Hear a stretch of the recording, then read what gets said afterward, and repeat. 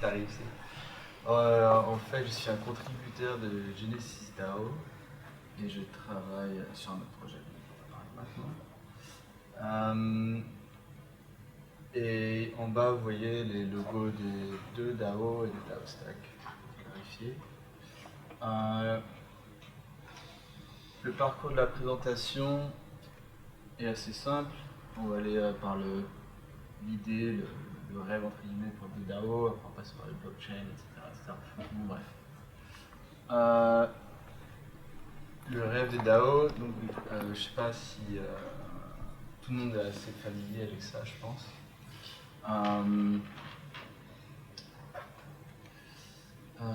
Donc blockchain, je pense que tout le monde est assez familier, mais je pense que j'ai bien aimé le faire, en fait c'est un bon exercice.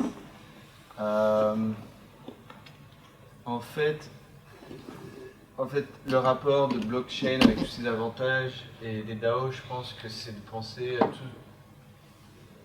Quel est l'avantage de créer des organisations qui utilisent ces avantages. En fait, n'importe quel projet blockchain, en fait. Maintenant, quand je me dis, est-ce qu'on a besoin de blockchain, en fait, je pourrais revenir à ça, de me dire, est-ce que le but du projet bénéficie vraiment de tous ces avantages? Je pense qu'il y en a beaucoup, mais dans le monde des organisations, je pense que être instoppable, de ne pas avoir besoin d'infrastructures, d'être autonome, d'avoir tout ce qui est tokenomics, d'être incorruptible, inhackable, etc. Je pense que c'est des avantages assez évidents. Quoi de plus? Le premier, je l'ai piqué à quelqu'un d'autre. Je l'avoue, j'ai bien aimé. C'est un peu le côté philosophique, je pense. C'est retourner aux bases de l'échange pair à pair, en fait, sans passer par un intermédiaire, grâce à blockchain. Donc dans les organisations, je pense que c'est assez intéressant aussi d'avoir ça. Trustless aussi, je l'ai pris à Parity, j'ai bien aimé. Alors, Web3 Students, less trust, more truth. Donc d'avoir besoin de moins de confiance, avec plus de vérité, tout simplement. Et ça aussi, je l'ai piqué. Du coup. J'ai piqué la philosophie de tout le monde. C'est plus simple. Et ouais, j'ai beaucoup aimé cet article. Et j'ai bien aimé donc, ce qu'il disait. Ouais, donc, en plus d'être une représentation abstraite, le relevé d'opération, donc record of transaction, et aussi la transaction en elle-même. Donc, ouais. Bref. Pareil, c'est l'intro philosophique. Je pense que vous n'avez pas trop besoin de ça en fait. Vous êtes déjà sûrement bien dans ce monde. Comment décrire une DAO? Moi en fait, je pense que tout le monde n'est pas d'accord. Le seul point où tout le monde est d'accord, c'est qu'une DAO, c'est une organisation qui est en partie ou entièrement gouvernée via une blockchain. Je pense que c'est vraiment le seul point d'accord en général. Dans mon expérience, aussi un challenge, c'est les modèles de gouvernance. C'est comme ça, non? Donc comment avoir des modèles où ça marche, je sais pas, où les décisions ne prennent pas trop de temps à être prises. Finalement, comme dans les groupes de validateurs, finalement, plus il y a de validateurs, plus il y a de nœuds, plus ça peut être compliqué de prendre des décisions. Pareil, dans une DAO, plus il y a de gens, plus ça peut être compliqué de se mettre d'accord. Et pareil, le challenge technique, donc Web3 qui reste encore en construction. DAO et tokenomics. Ouais, je pense que pareil, pour ça, je pense que vous êtes tous assez calés. Qui veut créer une DAO? Alors, ça, c'est dans le cadre d'organisations, je dirais, qui vont utiliser des plateformes de DAO, vous savez, Dragon, Colony et autres, ou DAO Stack.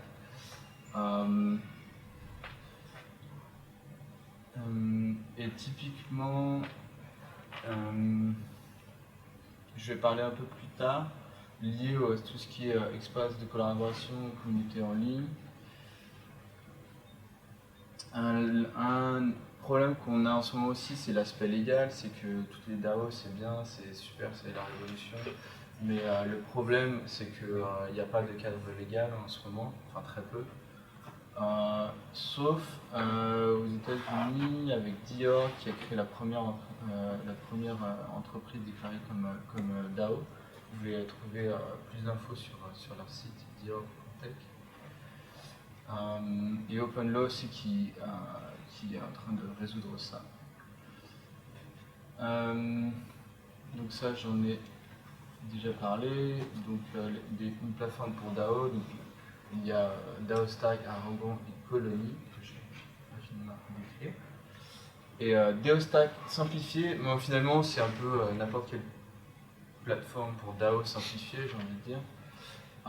C'est en fait une plateforme de collaboration, donc on a tout ce qu'on connaît déjà, Trello, Stack Exchange, Reddit, Facebook qui peut l'être aussi dans certains cas.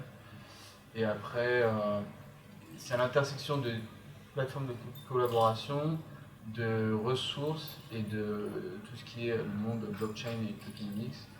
Donc, je ne sais pas si vous connaissez Delegate Code, par exemple, c'est un peu comme Stack Exchange, mais sur Ethereum. Et ensuite, Lumio, Budget, Dreams, plateformes qui sont des plateformes de collaboration pour gérer des ressources. Et donc voilà, à l'intersection, il y a DAOstack, Colony, etc. Et pour venir à DAOstack particulièrement, parce que c'est là où moi je suis actif, ce qui est particulier à DAOstack, c'est son type de consensus. Donc j'y reviendrai un petit peu plus tard. Mais l'idée, c'est qu'il n'y a pas de hiérarchie dans la DAO. C'est n'importe qui peut proposer n'importe quoi, littéralement. Et n'importe qui peut voter sur n'importe quelle proposition.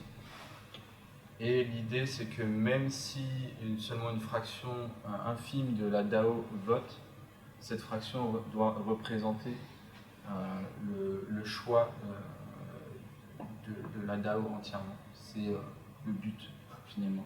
C'est que même s'il n'y a que 3% des membres de la DAO qui vont voter sur une proposition qui est assez typique dans les DAO, ce résultat de vote doit être aimé, je dirais, par le reste de la DAO. Comment commencer une DAO? Tout simplement, donc, je dirais le plus simple si on n'a pas envie d'écrire son propre smart contract, etc. On va sur une plateforme de DAO et puis on définit avec le reste des membres qui vont prendre part à la DAO aux énoncés de mission statement en anglais, je sais pas trop. Merci. Voilà.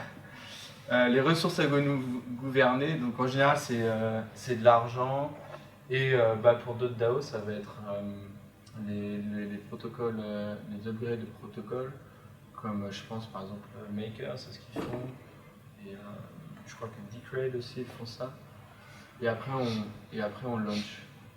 Donc dans le cadre de DAOstack, je pense que voilà c'est ça, donc DAOstack ils ont créé Genesis DAO.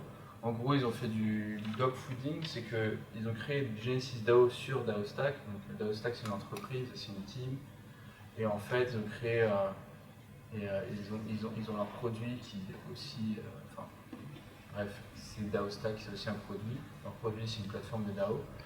Et eux, tout ce qu'ils font, c'est chaque mois, ils mettent environ 40 000 dollars en crypto, bien sûr, en Ethereum et en DAI de l'UTI, dans la DAO.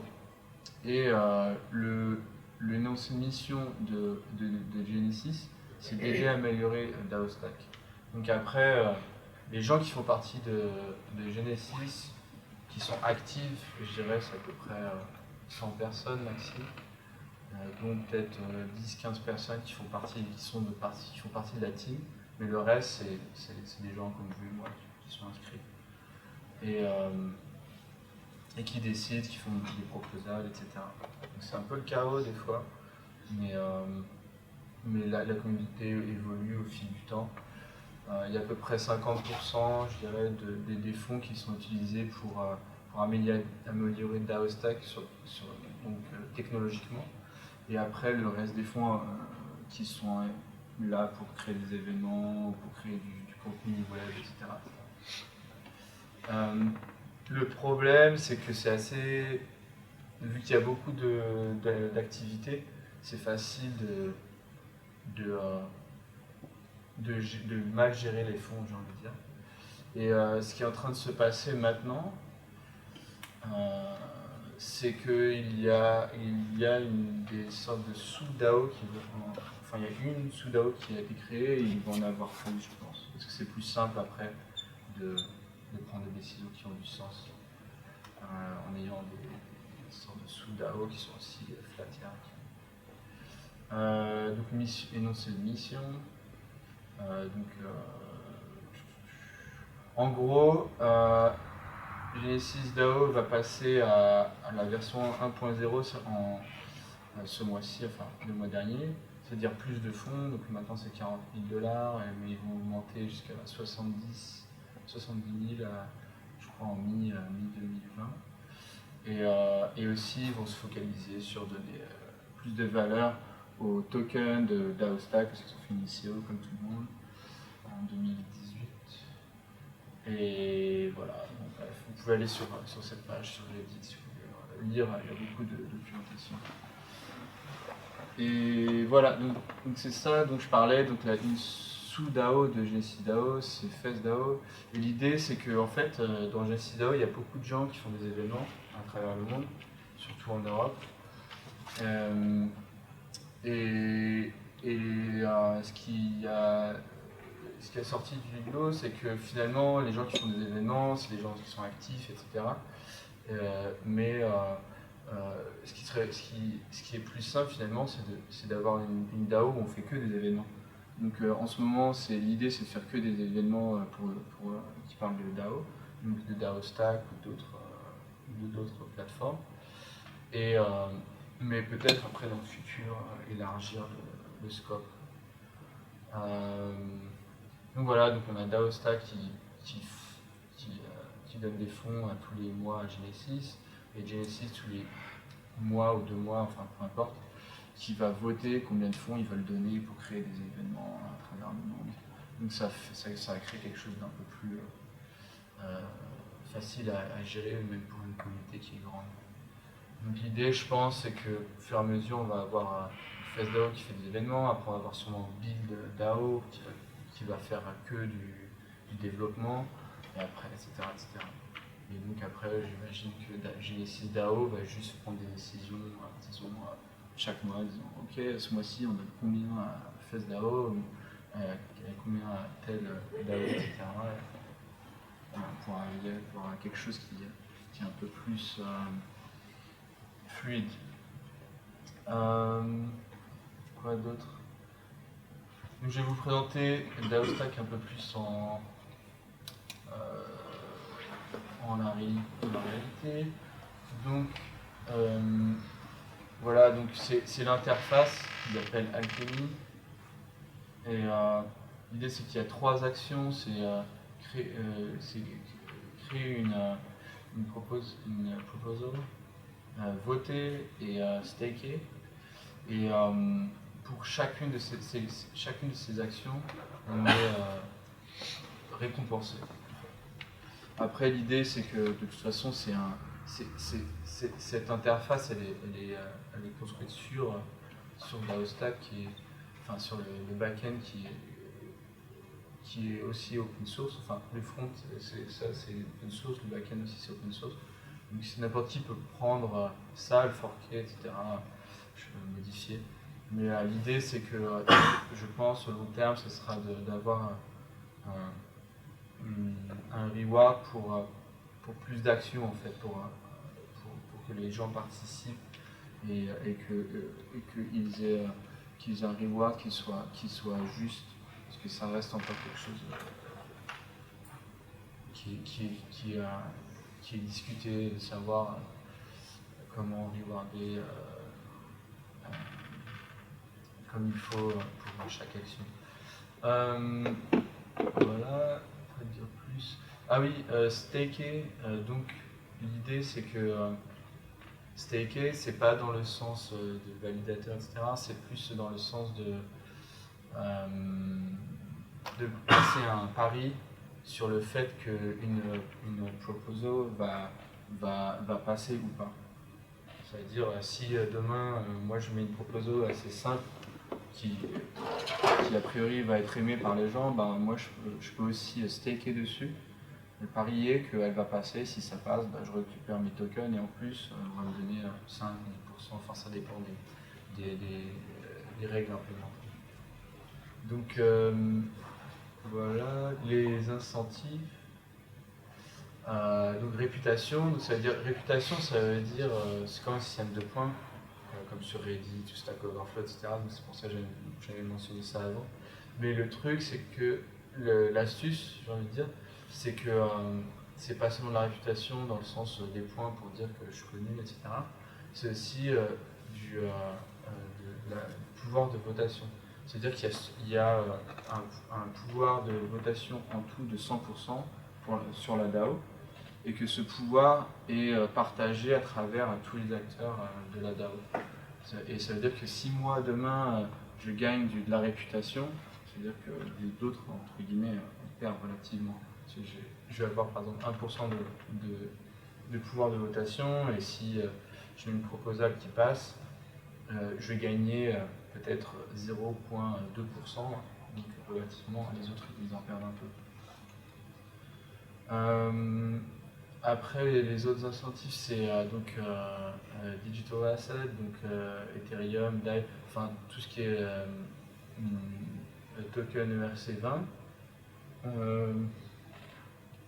Et ensuite, Gen, donc ça c'est le token de DAOstack, et ça c'est le token qui est utilisé pour staker.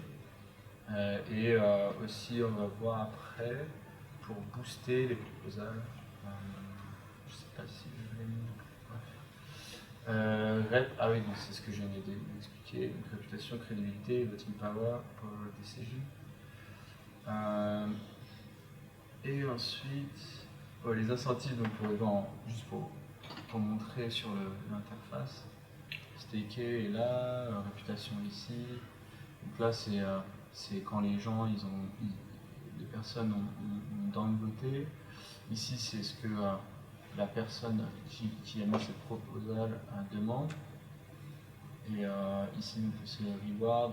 Par exemple, sur celle-là, on voit c'est le reward en Ethereum et puis le reward demandé en réputation. Et voilà, donc ce que je disais ici, donc dans les rewards, il y a DAI, USDC, GUSD, donc SPAX, etc.